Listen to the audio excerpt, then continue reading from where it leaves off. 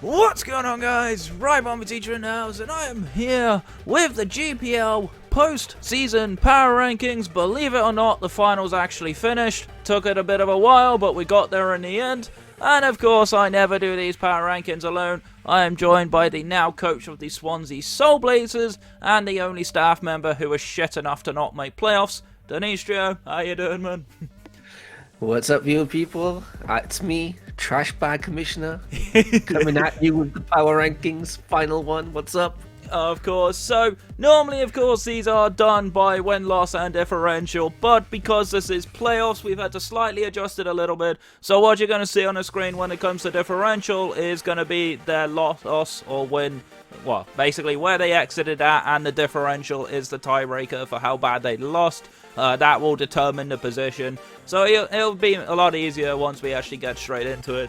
So let's go straight in and talk about the number 8th place this season. Is going to be Shadow of the Shiroi Shadows, of course. First one exit out of the quarterfinals with the biggest differential. Pretty much because he mental boomed. Apparently Showdown didn't save his sets and whatever. I've had that happen to me before as well. The app seems to be buggy at times. But either way, he just gave up after a few turns, didn't play the match, and kind of just disappointing end to the season, really. Yeah, I mean, I don't think Shadow lost interest quite a while ago. I mean, he was telling me during a little tag EDL that he's pretty much he burns out a draft league, and he always seems to burn out when it comes to the playoffs, which is kind of sucky because the whole point of the groups is to get to the playoffs, which he always seems to do, and then he burns out at the very last stretch. But he had a decent season, I suppose. I mean, it wasn't the best that we've seen. A few ups and downs, and clearly he kind of ended on a down, which is unfortunate. But I'm sure he's coming back for season 3, so see what the future holds for him, I guess. Imagine if he comes back next season and loses to me for the first time. Feels bad, man. I'm pretty glad I didn't have to phase him this season, though. His team was pretty annoying. Alright, coming in at number 7 is going to be me. Take it away. Oh boy, I actually don't even remember your match. It's been so long since. But what did you play again? Solo, right? I played DJ. DJ, that's right. Yeah. Speaking for the season, I mean, you are also one of those players that obviously one of the more high end, top end players of the GPL, coming in with a bit of a bumpy road to the playoffs. I keep calling it quarterfinal. I mean, it technically is. It is quarterfinals, yeah. Yeah, but he had a bit of a bumpy road, taking a few losses here and there. Some losses that probably shouldn't have been, some obviously a little bit out of your control in some cases. But that's Pokemon for you. But all in all, I think.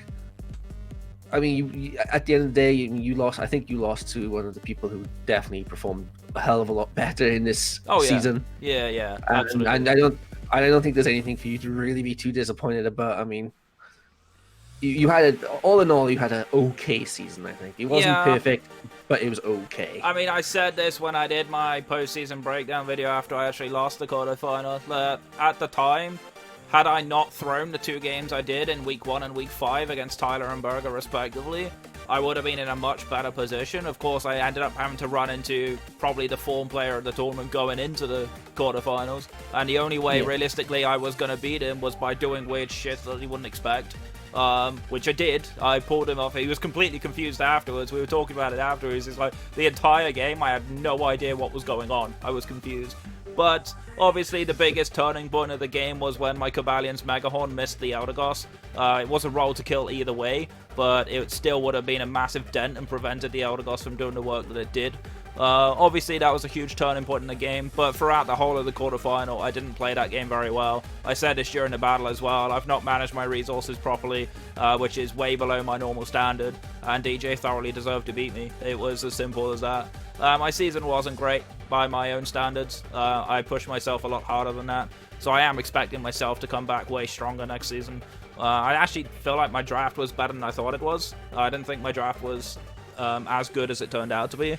But yeah, I didn't use my draft as well as I should either. So this was not my best season by any means. But it does give me a platform to come back. I have still made playoffs 3 times in a row. So it's not exactly like I haven't achieved anything. Getting playoffs in a league as stacked as this one is actually surprisingly difficult. It's not easy. And hey, and you mean you've gotten the playoffs 3 times in a row now. It's only a matter of time before you take the gold. You know, I mean, it's only it happens so many times. You know, it's bound to happen sooner or later now at this point too, I think. Yeah, it's definitely going to be a close one, but you never know. Just get rid of Shadow and Trancel and all of those lot, we might be fine. Just kidding. Alright, coming in at number 6 then is going to be SoloDestroyer. Once again, had a bit of a interesting game in the quarterfinals.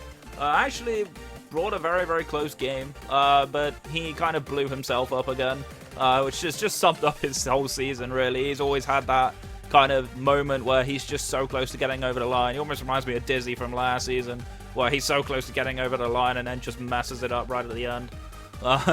But yeah, Solo admitted himself. I've had quite a few conversations with him where he's just like, I can't stand my team. I don't know why I drafted this. I won't be drafting like this again and stuff like that. But he still managed to scrape into playoffs. Still put a good showing up in the quarterfinals. Just unfortunately it wasn't enough in the long run. Yeah, and it's just another example of a player who definitely went on the top end, top 5, I'd say, of the GPL. I mean, he made finals season 1, right? And only now he lost to Trancel. And he too had a bit of a rocky season. I mean, yeah, I guess you could say like maybe his draft wasn't quite well. I mean, I feel like a lot of people struggled with their draft this time around. Maybe a shift in the sort of format may have sort of shaken things up, maybe shooken up sort of some of the players and their strategies and stuff. I mean, there was a lot more lower tier Pokemon this time around, which I guess really shows why the champion is who he is at this point. I think it wasn't really a case of a bad draft with Solo. I think Solo had a very strong draft. It just was too outside of the playstyle that he is good at. Like, he's a very aggressive player. He plays a lot of offensive playstyles, yet his team was kind of one-dimensional. Like, it was basically a Dracovish sweep or death, basically. And that's where I think a lot of his draft went wrong for him, is where Solo did well in GPL Season 1 is he had multiple threats where he could just carry with anything, right?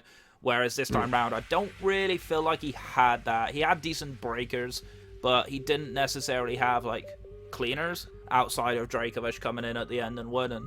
And it kind of made it a little harder for him to win the game, I think. And I think that just outside of his playstyle was kind of what screwed him over in the long run.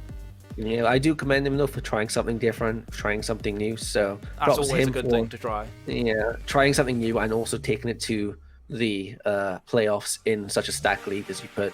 Still quite, something to be proud of if you would ask me. Yeah, exactly. And the last member who exited out of the quarterfinals was a bit of an upset to me. Is actually Trancel, of course.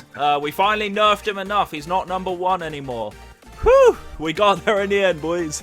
But yeah. I actually was talking to Trancel after the game, and the first thing he said to me is, I don't know why I brought Physical Hatter in. I could have just ran Special and just ran Smite with Draining Kiss, and I probably would have done better.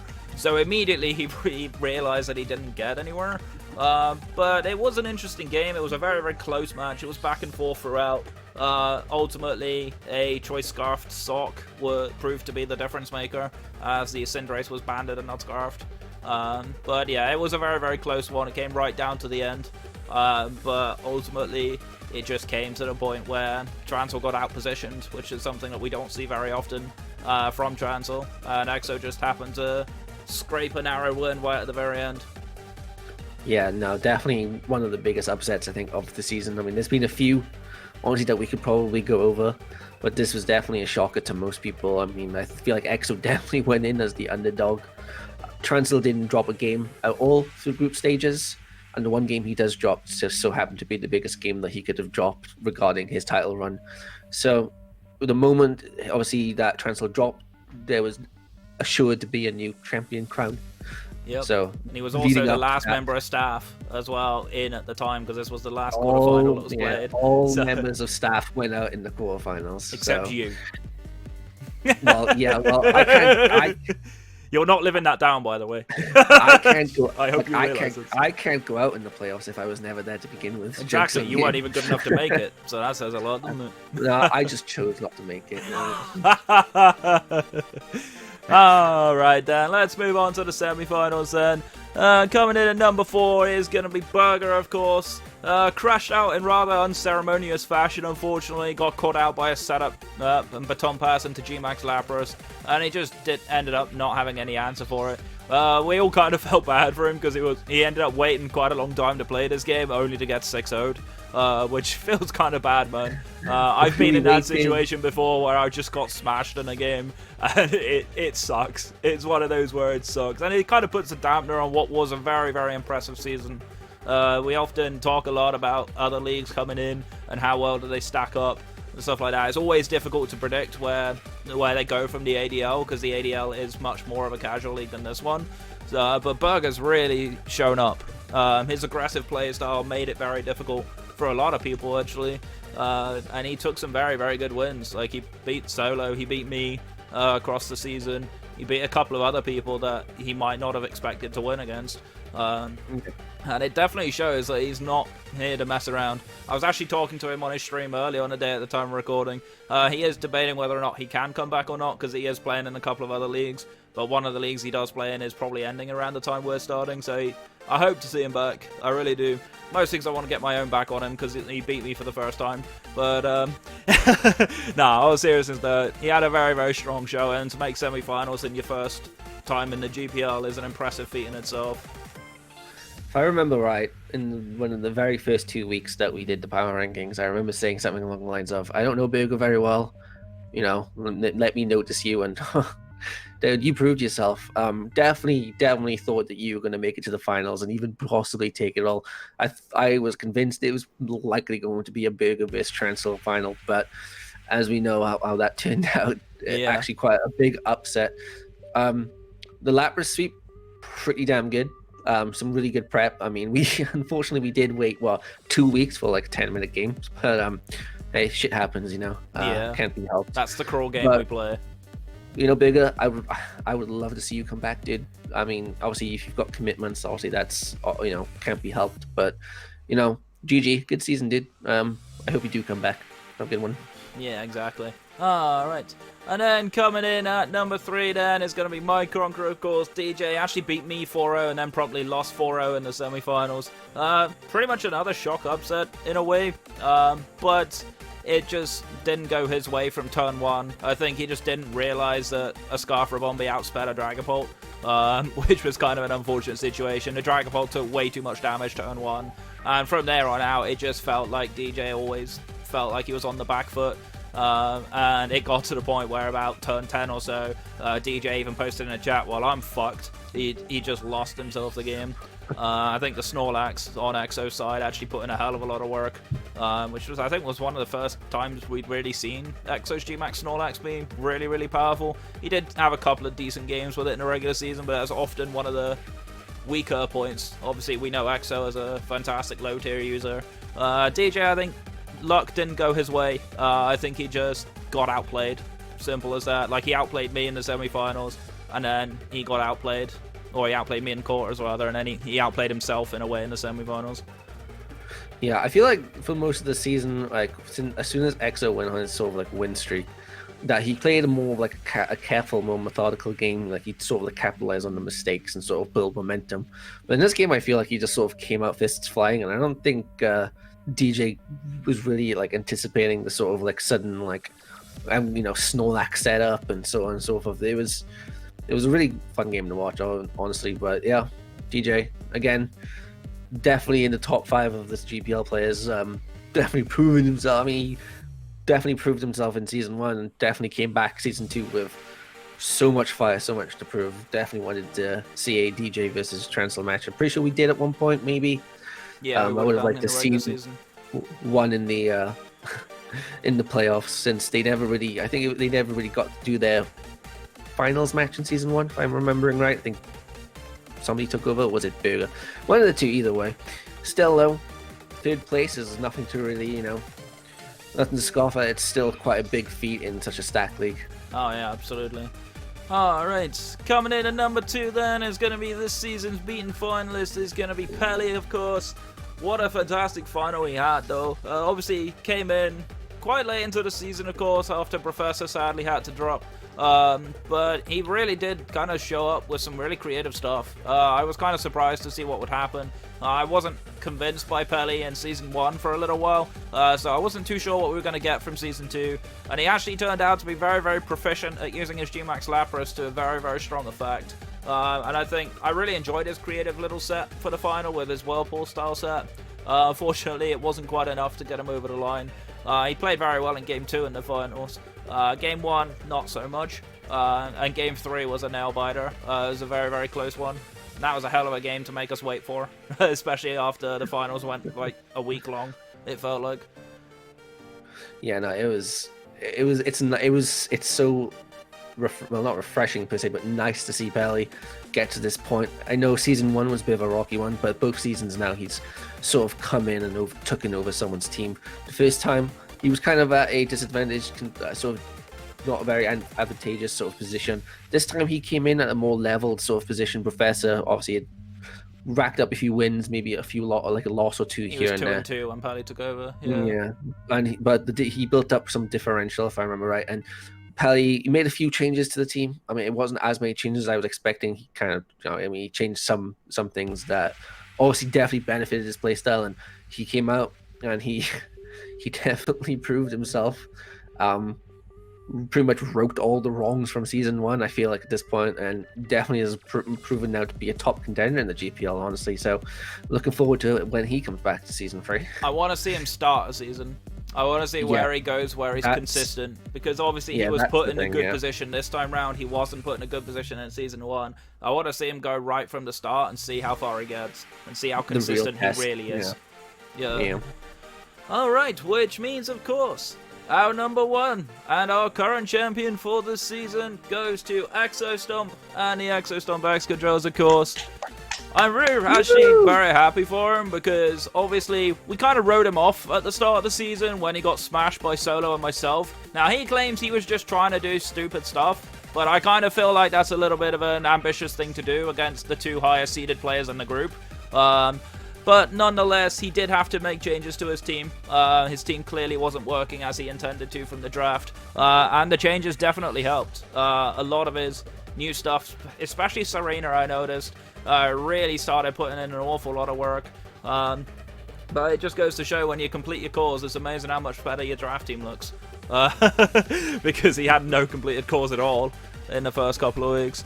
But nah, I think one thing I would say, and I think it's fair to say, is this format with so many low-tier Pokemons really suits Exo. Exo, of course, is known for being a low-tier specialist. He's played a lot of PU and CU ladder. He's very, very good at it as well. Like, he knows a lot of stuff like even I don't, because I'm not used to using lower-tier mons. But yeah, I did feel like his only real chink in the armor was he didn't get that much use out of his Jirachi a lot of the time, and stuff like that. But nonetheless, it didn't matter. He played extremely well in the final. I think Game 1 was definitely his best showing of the season. And then Game 3, he pulled it out right when it really mattered. Unfortunately, I think he did capitalize a lot. I'm not 100% sure on the calc, but when Peli Sparkling Aria'd the Snorlax and removed the burn, I think the Seed Bomb would only have killed if it wasn't burned. So that was a clutch play, of course, for him to actually win it right at the end. But it definitely helped. He positioned himself relatively well, gave a very good showing, never looked like he was going to give up, even when he fell behind. So it's a good showing for Exo, and I think a very deserving champion. Hell yeah. I'm a strong and firm believer in the great Exo comeback, and he just went and proved everyone who doubted him in the first couple of weeks wrong. Great showing. He went on a, 6-7 game win streak? Something like that, yeah. Whew, dude. And he beat a lot of people to get there as well. You know, I don't think if you ever face the gauntlet of having to face Trancel then DJ, I don't think you'd expect to get out of that unscathed. No, but he did. No, but he did, and it definitely, like I said, I suppose it's one of the biggest upsets. We were all expecting to see Trancel versus DJ or Trancel versus Burrger, but no, we had Exo versus Peli, and Exo come out on top. Either one of these champions would have been. Any two of those two people would have been amazing. I would have loved to have had a champion. Exo, obviously, he took the championship. I'm very happy for him. Congratulations, dude. Definitely deserve it, especially with that comeback, dude. Definitely are also awarding and deserving of the the top comeback on the awards in the dock. Yeah, I think his sort got robbed for low tier pick of the season personally. But nonetheless, I think it's definitely a strong showing. Of course, just a quick reminder for you guys for the superior analyst front as well. Due to the point scores and stuff like that, and me getting a correct score in Game 2, as well as getting the overall series score correct, I actually beat Trancel by 1 point. So Trancel couldn't win the league and is a worse analyst than me.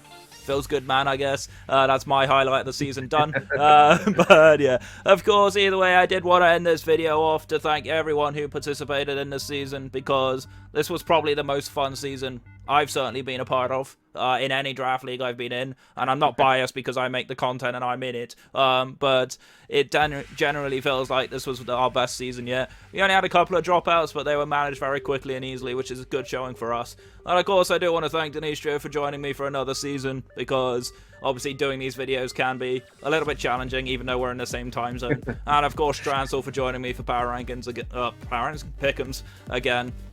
It's always a pleasure to have people in, and I think my content's improved a lot, and I appreciate everyone who supported the content. It's been wild how much support I've had this season, how much praise I've got for the work that goes in, which definitely makes me happy to come back and do it again next season. Oh, and speaking of next season, like I know both me and Ribombe have received a few messages regarding next season. It's coming, don't worry. Expect an update soon in the Discord. Looking to roughly start giving out some information regarding Season 3 when the DLC drops. But yeah, thank you very much for everyone who participated. Those who dropped out, those who filled in the spots, everyone who made an effort, showed up, did their game every week. Yeah, we had a few delays here and there, but compared to like previous seasons, this season just ran so smoothly, and we only have you guys to thank for that. So thank you to the staff, Ribombe, Trancel, Shadow, everyone else. Like personal thanks to Exo as well. He did step in a few times, especially at the beginning of the tier list, to shed some light. Cap Guy for his trolley feedback, though, did sort of help, I guess. I don't know. We'll see when it comes to that one. Tyrannosaurus yeah, still S tier though. Sorry. Making it SS tier now. Yeah. We'll ban it next season. There you go. Now it's not an S tier anymore. You're welcome. But yeah, thank you very much, guys, and hopefully we can move on to Season 3 and make that even better. Thank you very much, guys. Alright, and with that, that's going to be it from us, so we're going to get on out of here, and thank you so much for watching. My name is RibombeeTeacher, that's Dinistrio. Have a good one, guys. See you next season. And make sure to stay safe, stay awesome, and we'll catch you guys next time. Take care.